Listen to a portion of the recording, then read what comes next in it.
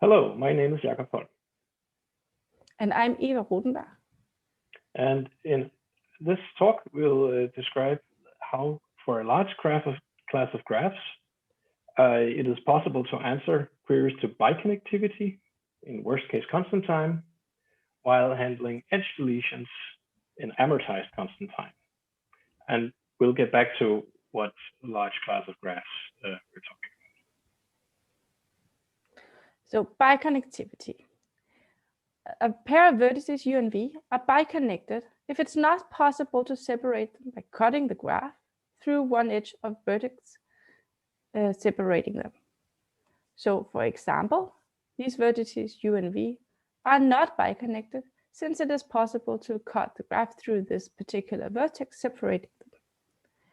Another example is this pair of neighboring vertices U and V who can be separated by cutting the graph through this cut edge. Thus, they are not biconnected.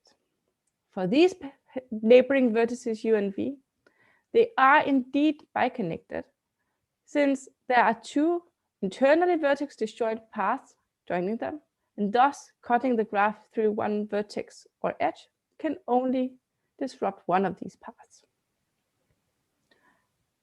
Another example with non-neighboring vertices are these pair of vertices U and V, which are also biconnected. It can be the case, as for this pair of vertices U and V, that there are several places to cut the graph separating them. In this case, we're particularly interested in the vertex that is nearest to either of the two. For instance, the one nearest to U and the one nearest to V. We call them the nearest cut vertex. The cut vertices partition the edges of the graph into equivalence classes called blocks. And the incidence graph of blocks and cut vertices is acyclic and captures much information about biconnectivity in the graph. In fact, knowing the blocks and knowing whether, for each block, whether it is a block containing vertices or a cut edge, while also knowing for each vertex whether it's a cut edge or which block it belongs to, would be enough information to handle biconnectivity queries for a graph that doesn't change. But sometimes graphs do change. In this paper, we consider graphs that change by the deletion of edges. So decremental graphs are graphs when edges can be deleted. It takes updates in form of delete edge and answers queries in the form of, are these two vertices biconnected in this case? So for example, there could be a query, is U and V biconnected? In this case, the answer is yes. Then there could be an update in the form of delete this particular edge. And then another query can arise. For example, are U and V biconnected? Now, because of the update, the answer has changed to no. But for this U and W, the answer is still yes, as there are two disjoint internally vertex disjoint paths connecting them. There will then be more deletions and more queries, and an algorithm is this case should answer correctly to all the queries, even though it does not know in advance what is going to be the sequence of queries and the sequence of updates. And another question is the nearest cut vertex query, which we also answer in this data structure. And we call this the find first cut vertex query. As the graph undergoes decremental updates, this block cut vertex incidence graph will change. So for instance, if this edge is deleted, one big block is split up into two blocks. Sometimes the deletion of an edge does not change the block cut vertex graph, but sometimes, as for instance when deleting this edge, one block is split into more than two new blocks. And finally, deleting a cut edge, a tree can be split into two trees. So that is what we want to maintain decrementally, the information about biconnectivity. Why are decremental and dynamic algorithms, why are they interesting for static algorithms? Well, in fact, they can be useful as a subroutine. Take, for example, the question of finding a perfect matching. Locating and removing a cut edge can allow for recursion, namely, if you find a bridge and you want to find a perfect matching, if both sides are even, then there is no way that this bridge can be part of the matching and you can recurse. And if both sides are odd, then you can remove the bridge along with along with its endpoints to recurse on smaller sets. And this has in fact been used for special classes of graphs, for example.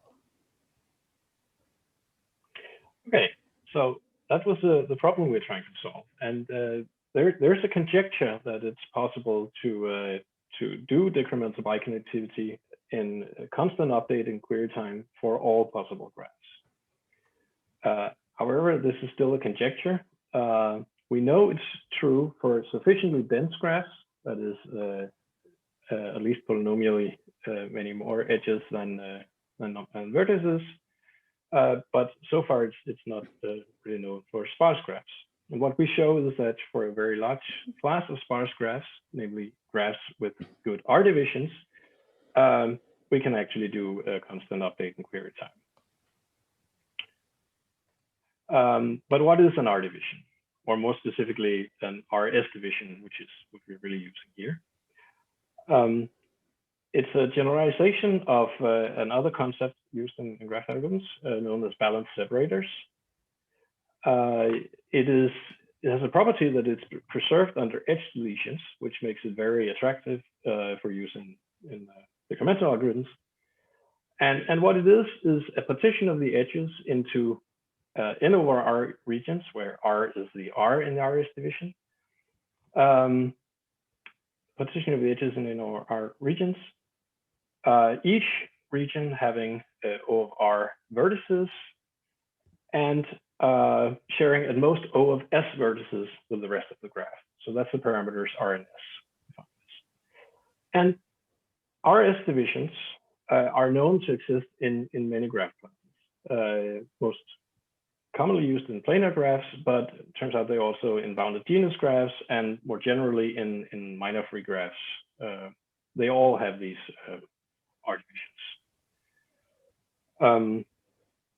And so what we do, our main result in this paper is that we give a data structure that, given a graph with n vertices and m edges, and a quote unquote suitable pair of R divisions, we'll get back to what that is, we can initialize the data structure in linear time, support edge deletions in order m total time, while answering these pairwise biconnectivity queries in worst case constant time and nearest cut vertex queries also in worst case constant time.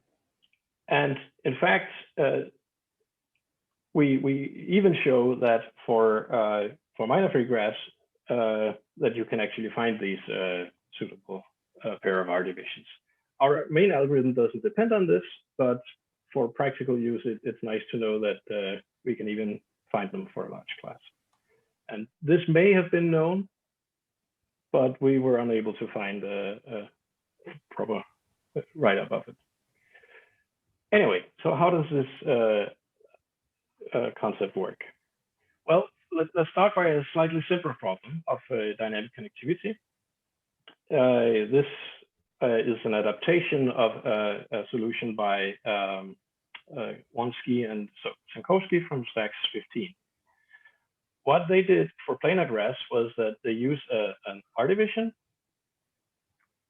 and represent each connected component in each region by a single vertex in a new graph connected to the boundary vertices of that region. If you only include connected components that actually are connected to boundary nodes, then the resulting graph will have size n prime, which is order S over R times n vertices of n edges. Then each connectivity query in the original graph maps to a connectivity query either in the new graph G prime or in one of the regions in the following way. If U and V are both represented by some vertex in G prime, say U prime and V prime, then they are connected in G if and only if their representatives U prime and V prime are connected in G prime. Otherwise, at least one of them is not represented in this graph, and this vertex can only be connected to the other one if they both belong to the same region and they're connected within that region. So how do we update this?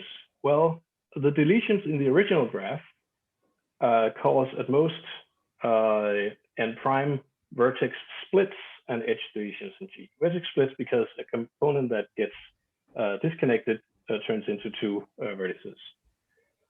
And these vertex splits and edge deletions, they can be simulated in a, if you have a fully dynamic algorithm for connectivity, you can simulate these splits and deletions using order n log n edge insertions and deletions. And if we take the parameters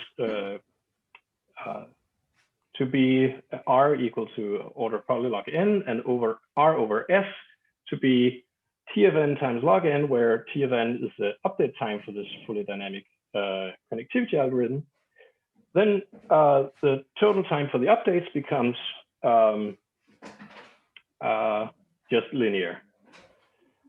And what this means is that we now have that the amortized time for a graph with n vertices, the amortized time per update is only constant time more than the amortized time for handling connectivity within a single region, which is order polylog vertices. And I should mention here that it's not as simple to do this as it might appear from this. There's quite a bit of trickery needed to get the query time down to constant, but it's absolutely doable. Next, please. So now on top of this, this showed how to handle edge deletions in the underlying graph and updating things. With a bit of careful work, it's also possible to support certain types of vertex splits in the original graph, which means that we can actually apply this data structure recursively, or it's possible to apply this recursively. And after only 2 levels of recursions, the regions have size poly log n, and the total number of different graphs of size log n is less than n, so you can actually create a table of all of them. It's much less than n. You can create a table of all of them, and all operations can just be done by table lookups in the RAM model. So with only 2 levels of recursion, all our updates and queries take constant. Right. So all we did was, in fact, to extend this from planar graphs to this larger class of graphs, and from connectivity to biconnectivity, which sounds straightforward.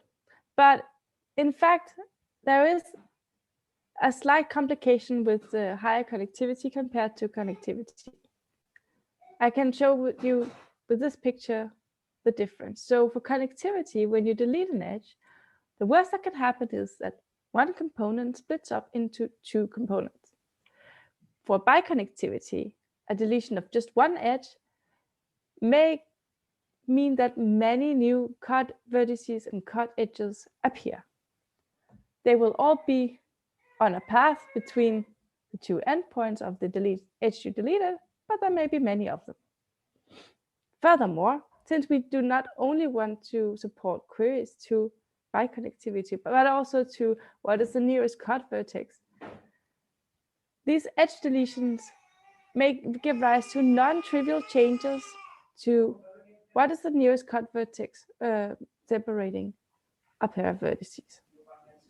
And in this example here, if we imagine this graph representing the blocks and cut vertices to be rooted somewhere, it makes sense that the parent of the block containing x is still the cut vertex separating x from y nearest x, but when viewed from y's point of view, all of a sudden you have to go down a tree, which is less trivial. So how do we use the R divisions nonetheless? Imagine you have a pair of vertices U and P. How can they be biconnected? So now there are again two cases.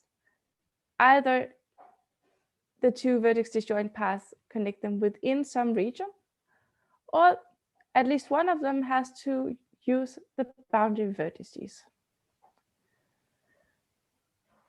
So in order to, if this happens, in order to use information about the regions, because the path may travel through the regions, we have to keep track somehow of the block cut vertex graph of each region. Unfortunately, as seen from this picture, even though there are only very few limited boundary vertices, this tree may be highly complex for each component, and we need to compress it. Similarly to how a star compressed a spanning tree, we compress it in the following way. So we compress it so that it only captures the information necessary to tell about biconnectivity or paths that include boundary vertices. We call this dashed gadget here a pseudoblock because it can be used like one edge traveling from this block to, say, this boundary vertex. And it does not give away the information about how many little blocks are neatly arranged in a line along it. Now, every non-cut vertex of the region will be represented by the block they belong to or by some pseudoblock. And now we're able to handle queries. Namely, we join these compressed patches, obtaining a patchwork graph, and then we simulate biconnectivity on each compressed patch using a fully dynamic graph. And this we can use to answer queries to biconnectivity. So say a vertex here is represented by a block or a pseudoblock, then we can use that information to answer whether it's biconnected to some vertex over in this region here, or some vertex in its own region as well, because these paths may use boundary vertices. And again, what is the extra challenge with biconnectivity? Remember that we had to compress it like this, so that there were pseudo blocks that represented chains of blocks that were irrelevant to the boundary vertices. Imagine at some point in time that this pseudo block is deleted because of edge deletions. Then we need to contract this 3-length chain containing a block, a pseudoblock, a block, and another pseudoblock to becoming a new pseudoblock, because now this would encapture the information, the sufficient information about biconnectivity concerning the boundary vertices. So that is the extra challenge with biconnectivity in this scenario. Yeah, to summarize, the main differences between the connectivity algorithm, decremental connectivity algorithm, and the decremental biconnectivity algorithm are highlighted in this this slide. Of course, we have to use a fully dynamic biconnectivity rather than connectivity, so that uses a somewhat different algorithm with a higher exponent, but that doesn't change the whole thing. Instead of representing each component with a star, we represent each connected component by the compressed form of its block cut point graph. And of course, we need to answer biconnectivity queries instead of connectivity queries, but the theory is mostly the same. One further complication, as Eva mentioned, is that we have to deletions in G may actually also cause certain forms of contractions in G prime, but these can again be simulated using only insertions and deletions in G prime. So we can use a standard fully dynamic biconnectivity algorithm to support this level. Also, much more trickery is needed to actually get the queries to work, but read the full paper for that detail. Once this is done, we also note that with some very careful work, it's possible to support these necessary splits and contractions in G itself, which means that we can again do recursion and do the same trick of each level of recursion adding a log to the size of the graph. So it becomes, after only 2 levels, it becomes log size, or polylog size regions. And we can make tables of all of these and get amortized constant time per update. And that concludes this presentation of our result, but we would like to present you with some future work opportunities. So one is this main conjecture. Let's state it like this: any graph allows decremental biconnectivity at constant time. That is still open. And another related question is that of higher connectivity. So for instance, 3 connectivity or K connectivity for some constant K or super constant K. These questions for K connectivity or 3 connectivity, it would be even interesting to get polylog update time algorithms. And there are many other problems under deletion where it would be interesting to see how far how low can we go in terms of update time. Also, our result was depending on the RAM model to get down to constant time, and it would be interesting to investigate this problem in other models, such as distributed model or some form of the streaming model, or maybe the IO model, or a very wide word model. All of these make a difference to what techniques you can apply and what you can expect to get. And also, this has not been, as far as we know, been tried out in practice. So a very interesting thing to do would be to actually experimentally evaluate these types of algorithms, which would require some algorithm engineering. So there's lots of interesting work to be done here. And if you're interested in working on any of these problems, we would be very happy to join or provide any assistance. So please contact us. We have our email addresses here, and we'd be happy to collaborate. Well, thank you for your time. Thank you.